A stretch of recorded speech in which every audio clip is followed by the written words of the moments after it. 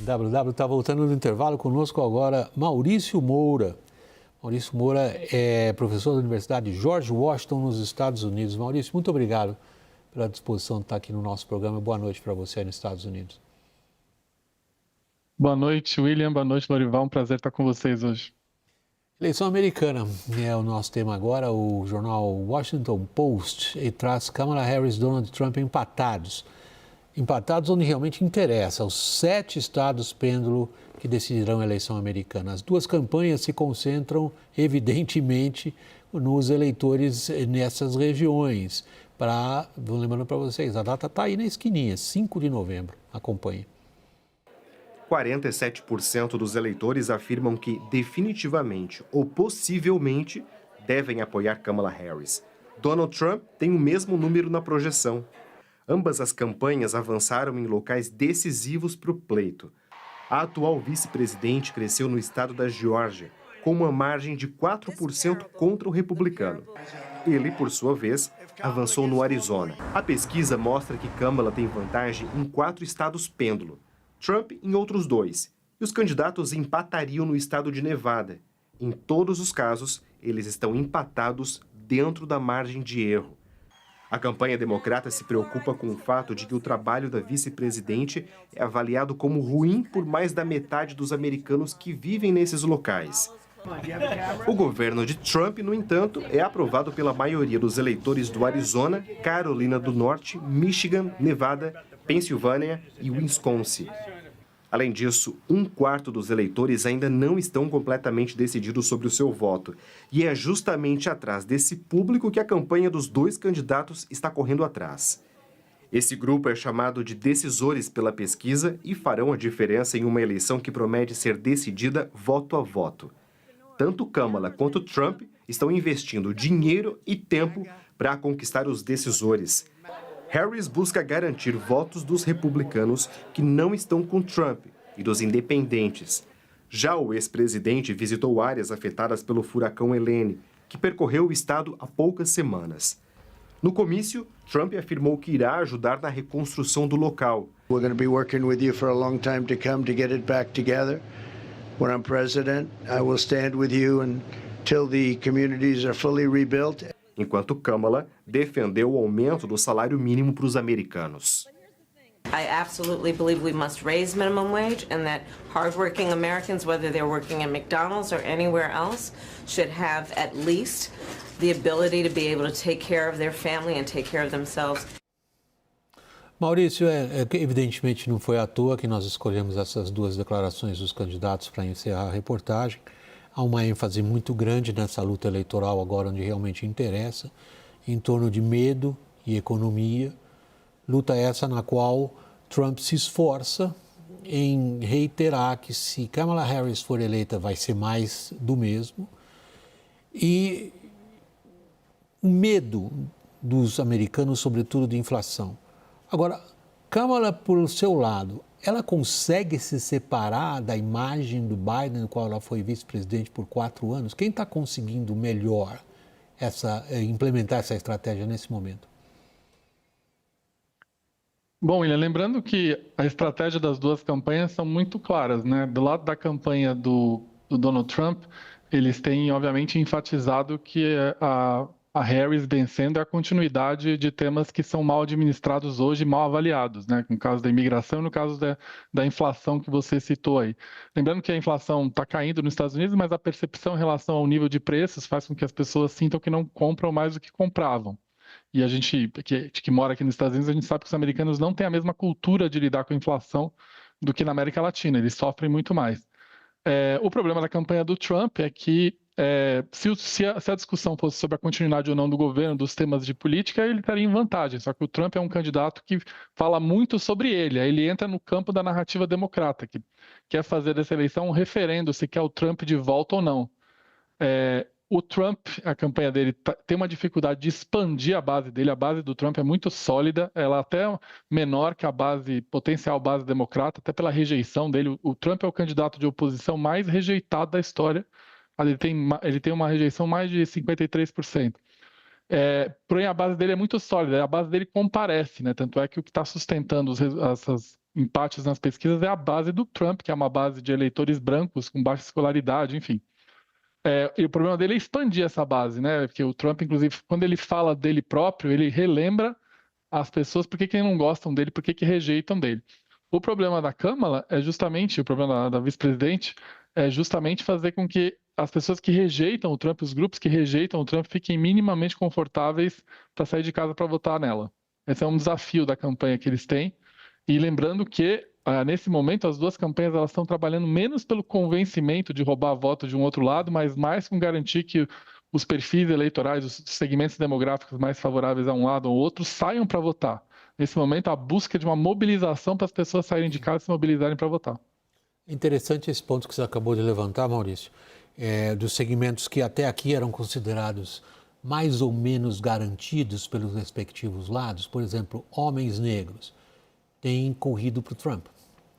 Uma outra interessante recorte é a geração Z, jovens abaixo de 30 anos, homens, que começam por desesperança a ter menos, digamos, propensão a votar democrata. As diferenças elas ficaram acentuadas entre quem abaixo de 30 anos votou democrata há 4 anos e quem está disposto a votar democrata agora, em grande parte por falta de esperança. Lorival.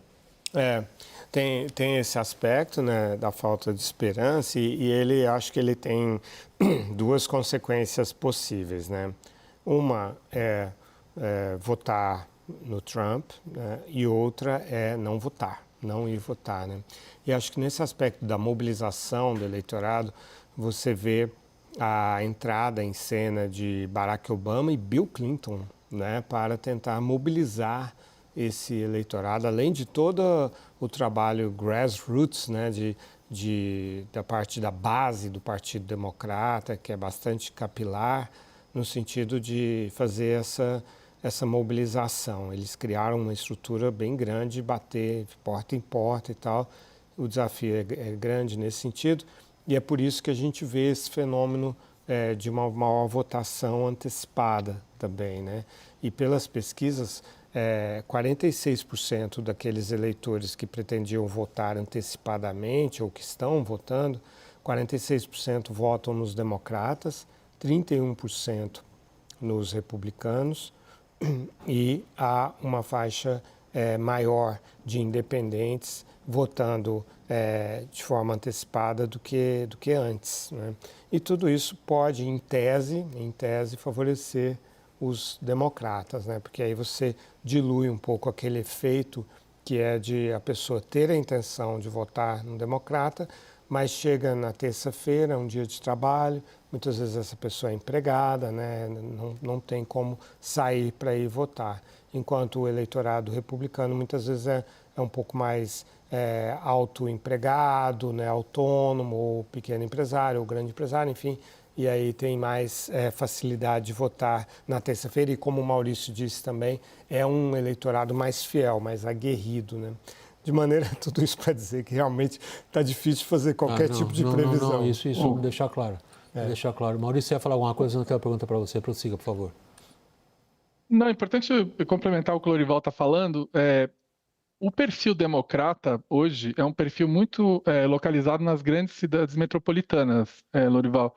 E essas grandes concentrações de gente metropolitanas, elas têm uma relação locais de votação per capita muito menores do que as cidades pequenas e médias onde os republicanos têm a maioria. Então, as pessoas que moram na cidade grande, elas têm um custo de se deslocar na terça-feira, que é um dia útil para votar, maior. Então, essa concentração de votos pelo correio e votos antecipados, ela é grande também nas cidades grandes, justamente pela dificuldade de quem mora numa grande metrópole, que costuma ser mais democrata, se deslocar para votar no dia útil. Vamos fulanizar agora a nossa conversa. Vamos falar dos dois candidatos e como é que eles estão se comportando, começando por você, Lorival. O Trump, mesmo para os padrões dele, tem feito discursos alucinantes. Sim, discursos, rallies, né, como se diz em comícios. Discursos onde, por exemplo, num dos últimos, ele estava comentando o que as pessoas olhavam para um jogador de golfe na hora que ele estava tomando banho. E dizendo, e não parava de falar disso. e saiu completamente do discurso e se perdeu nessa questão, para dar um nome a isso. O que está acontecendo com o Trump? Existe uma discussão nos Estados Unidos sobre a acuidade mental do Trump. Aquela discussão que existia em relação ao Joe Biden, porque era muito mais evidente a senilidade, né, do Joe Biden, agora se deslocou naturalmente para o Donald Trump, que é 19 anos, agora 18 anos mais velho do que a Kamala Harris, e também está com esse tipo de situação. Você viu, né, nesse comício que a gente mostrou, ele estava lendo, o que não é típico do Trump. Não, ele sai completamente do script. Mas ele tem realmente feito coisas retóricas assim, bem anormais e que chamam a atenção. E aí reforça um pouco aquilo que o Maurício dizia, né, que acaba... a base dele espera essas, digamos, excentricidades, vamos chamar assim, do Trump, exige disso até para comparecer aos comícios e tal. Agora, qual o impacto disso sobre aquele eleitor, aquela eleitora independente, moderada dos 7 estados pêndulos? Nós não sabemos, mas o fato é que se ele conseguisse se manter dentro de um roteiro traçado pelos estrategistas dele, nesses 2 temas, alto custo de vida e imigração, talvez ele tivesse um grande favoritismo nessa eleição. Mas a mesma coisa que leva o Trump a ser a figura que ele é, a estar disputando pela 3ª vez a presidência, com grande chance de se tornar presidente pela 2ª vez, e de ter esse movimento que ele lidera, é também a dificuldade dele de aproveitar os trunfos reais que ele tem nas mãos. Vamos olhar agora para a Kamala Harris, Maurício. Boa parte dos comentaristas americanos que lhes são simpáticos a Kamala Harris, se ressentem do que eles chamam dela ser uma personalidade, agora que as pessoas se interessaram por ela, né? Uma personalidade, como se diz em inglês, dull, assim, um pouco opaca. E muitos dizem, Kamala, you have to go big. Tipo, você não está à altura do momento. Você não está digamos assim, num mood, eu estou misturando inglês e fico lendo muito sobre a eleição americana, eu fico misturando tudo. Isso é horrível de apresentador. Deixa eu falar só português. O que estão dizendo dela é o seguinte, ela não está à altura do momento, do ponto de vista da capacidade dela de expressar-se de forma grandiosa, talvez seja a melhor palavra, ao eleitorado. Bom, em primeiro lugar, é importante dizer, né, que pela 2ª vez na história democrata, a gente tem uma candidata que não passou pelas primárias, né? Ela não passou pelo refinamento de discurso, de narrativa, de posicionamento que uma primária exige. A última vez que aconteceu foi em 1968 e os democratas perderam a eleição para o Richard Nixon justamente nesse contexto.